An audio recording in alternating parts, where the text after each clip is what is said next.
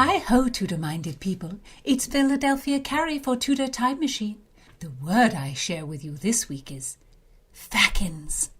When this oath escapes my lips in front of my favourite, I blush and excuse myself. Ladies are not to utter such stuff. Yet what a satisfaction it is. Fackins, fackins, fackins, fackins. Oh, fackins. How now, Tudor Files? What think you? If you're new here, I'm Gage. I'm Jessica. And we're here with the very flustered Philadelphia Carey for Tudor Time Machine Word of the Week. Don't miss a word. Subscribe on YouTube and give me a like. The word in question, fackins, is an oath which is closely related to our own four-letter word. It is used in a lot of Tudor plays, especially the city comedies, which were usually set in London and were written to represent contemporary life. How do you spell it, Philadelphia? It is spelled Fackins. Fackins. The word is often used by the young male braggart type in the company of other young male braggart types. When I am among my friends, I use an oath such as Pitikins or in good sooth. That reminds me of the great exchange in Shakespeare's Henry IV, Part 1 between Hotspur and his wife Kate. Will you do the honors, Philadelphia?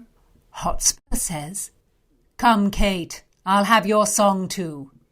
Not mine, in good sooth. Not yours, in good sooth. Heart, you swear like a comfit maker's wife. Not you, in good sooth. And as true as I live, and as God shall mend me, and as sure as day, and givest such sarsenet surety for thy oaths, as if thou never walk'st further than Finsbury. Swear me, Kate, like a lady as thou art, a good mouth-filling oath, and leave, in sooth, and such protest of peppered gingerbread to velvet guards and Sunday citizens. Come, sing. Oh, I guess Hotspur finds it sexy to hear his wife swear like a man. Although his by God's blood doesn't shock us now, at the time it would have been an absolute outrage. Many salty oaths used God's name, and the more puritanical types objected to God's name being taken in vain. In fact, James I criminalized that type of swearing during his reign. You could get a fine or end up in the stocks. But that did not stop actors swearing on stage. Plays are full of oaths. I guess an exception was made in that context? I guess so. I mean, it's an interesting question. And our example of the word fackins comes from an extremely popular play, Every Man in His Humour by Ben Jonson, which was probably first performed in about 1598, so during the latter part of Elizabeth's reign. It was Ben Jonson's first big hit, and it was a city comedy. It was performed by the Lord Chamberlain's men at the Curtain Theatre in Shoreditch, and we have a record of that. Pretty amazing. It is. And we even have the original cast list, and it was some pretty heavy hitters. William Shakespeare, Richard Burbage, Augustine Phillips, John Hemmings, Henry Condell, Thomas Pope, William Sly, Christopher Beeston, William Kemp, and John Duke. So Shakespeare probably played the role of the father and the elder gentleman of the plot. Know well. Shakespeare was an expert in older male roles. He was Adam in As You Like It. He was Hamlet's father, the ghost in Hamlet. Those were his sorts of roles. And the order of the cast list in this period wasn't based on who was the star of the show or the order of appearance, but by the order of the main shareholders of the company down to those who owned the fewest shares.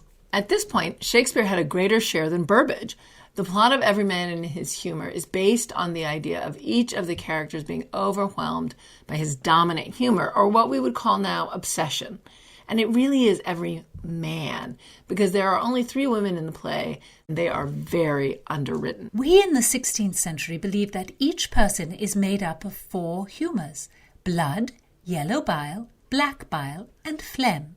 And if one of those humours is too predominant, it makes a person act rashly. This theory comes down to us from the Greek physician Hippocrates, who lived in about 400 BCE. This idea of the humours persisted almost until the 18th century Enlightenment. So thousands of years.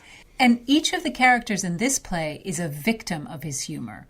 Over lusty, over jealous, over angry. The use of our word comes in this exchange between the overprivileged university lad Edward and his braggart hothead cousin Stephen. Philadelphia, take it away. Edward says, "No, no, you shall not protest, coz." By my fackins, but I will by your leave. I'll protest more to my friend than I'll speak of at this time. You speak very well, coz. These days, if you Google the word fackins, you will not find an etymology, but you will find a glut of porn sites. Oh dear. I think the way the word is used in this play is closer to the way feckin is still used in Ireland and Scotland as a sort of softer, more acceptable version of our four-letter expletive. Maybe we can bring feckins back into style.